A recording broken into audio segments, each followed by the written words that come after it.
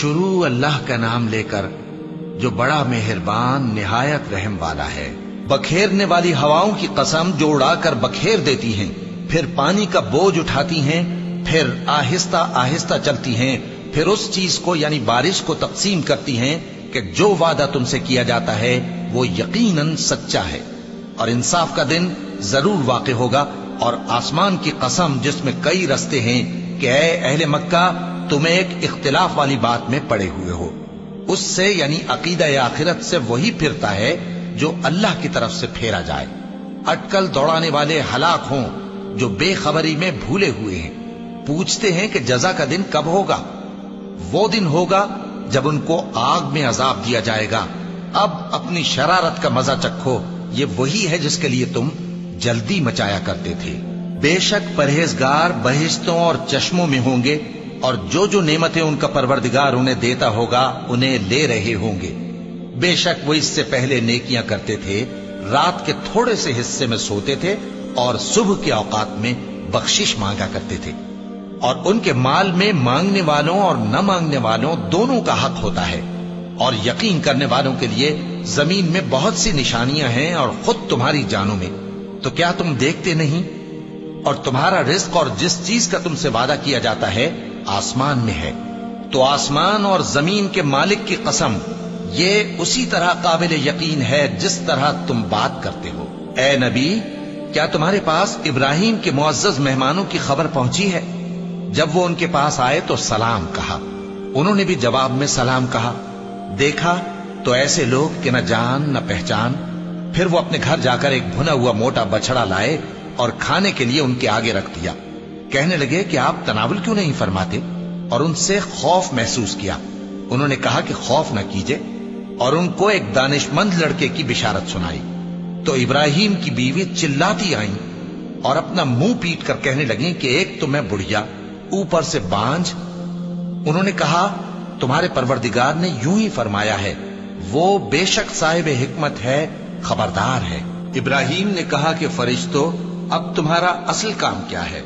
انہوں نے کہا کہ ہم گناہگاروں کی طرف بھیجے گئے ہیں تاکہ ان پر گارے کی پتھریاں برسائیں جن پر حد سے بڑھ جانے والوں کے لیے تمہارے پروردگار کے ہاں سے نشان کر دیے گئے ہیں۔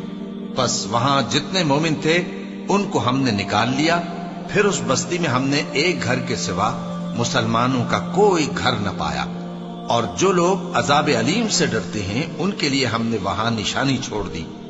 اور موسیٰ کے حال میں بھی نشانی ہے، جب ہم نے ان کو فرعون کی طرف کھلا ہوا معجزہ دے کر بھیجا تو اس نے اپنی قوت کے گھمنڈ پر منہ موڑ لیا اور کہنے لگا یہ تو جادوگر ہے یا دیوانہ۔ تو ہم نے اس کو اور اس کے لشکروں کو پکڑ لیا اور ان کو سمندر میں پھینک دیا، اور وہ کام ہی قابل ملامت کرتا تھا۔ اور عاد کی قوم کے حال میں بھی نشانی ہے، جب ہم نے ان پر نامبارک ہوا چلائی، وہ جس چیز پر چلتی اس کو ریزہ ریزہ کیے بغیر نہ چھوڑتی۔ اور قوم سمود کی حال میں بھی نشانی ہے، جب ان سے کہا گیا کہ ایک وقت تک فائدہ اٹھا لو، پس انہوں نے اپنے پروردگار کے حکم سے سرکشی کی، سو ان کو کڑک نے آ پکڑا اور وہ دیکھ رہے تھے۔ پھر وہ نہ تو کھڑے رہنے کی طاقت رکھتے تھے اور نہ مقابلہ کر سکتے تھے، اور اس سے پہلے ہم نوح کی قوم کو ہلاک کر چکے تھے۔ بے شک وہ نافرمان لوگ تھے۔ اور آسمان کو ہم ہی نے اپنی قدرت سے بنایا، اور ہم کو ہر طرح کی قدرت ہے، اور زمین کو ہم ہی نے بچھایا، تو دیکھو ہم کیا خوب بچھانے والے ہیں۔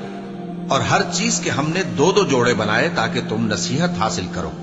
تو تم لوگ اللہ کی طرف دوڑ چلو، میں اس کی طرف سے تم کو صاف صاف خبردار کرنے والا ہوں۔ اور اللہ کے ساتھ کسی اور کو معبود نہ بناؤ، میں اس کی طرف سے تم کو صاف صاف خبردار کرنے والا ہوں۔ اسی طرح ان سے پہلے لوگوں کے پاس بھی جو پیغمبر آتا تو وہ بھی اس کو جادوگر یا دیوانہ کہتے۔ کیا یہ لوگ ایک دوسرے کو اسی بات کی وصیت کر مرے ہیں؟ نہیں، بلکہ یہ شریر لوگ ہیں۔ تو اے نبی ان سے منہ موڑ لو، تم کو ہماری طرف سے ملامت نہ ہوگی، اور نصیحت کرتے رہو کہ نصیحت مومنوں کو نفع دیتی ہے۔ اور میں نے جنوں اور انسانوں کو اسی لیے پیدا کیا ہے کہ وہ میری عبادت کریں۔ میں ان سے رزق تو نہیں مانگتا، اور نہ یہ چاہتا ہوں کہ وہ مجھے کھانا کھلائیں۔ اللہ ہی تو سب کو رزق دینے والا ہے، زور آور ہے، مضبوط ہے۔ سو کچھ شک نہیں کہ ان ظالموں کے لیے بھی عذاب کی نوبت مقرر ہے، جس طرح ان کے ساتھیوں کی نوبت تھی۔ تو ان کو مجھ سے عذاب جلدی نہیں طلب کرنا چاہیے، پھر جس دن کا ان کافروں سے وعدہ کیا جاتا ہے اس سے ان کے لیے خرابی ہے۔